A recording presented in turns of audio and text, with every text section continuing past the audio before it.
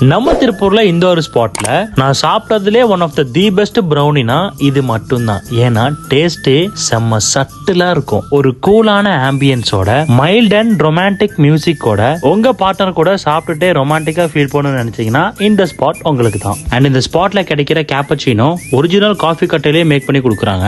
And இங்க கிடைக்கிற mocktail drink, veg mix, fried momos and உங்களோட சிக்கன் பர்கர் எல்லாமே டேஸ்ட் வைஸ் நம்ம பக்காவா இருந்துச்சு. இவங்களோட ஸ்வீட் ப்ராடக்ட்லாம் கரெக்டான லெவல்ல இருக்கனால நாக்குல திரண்டு எனக்கு திரும்ப திகட்டல.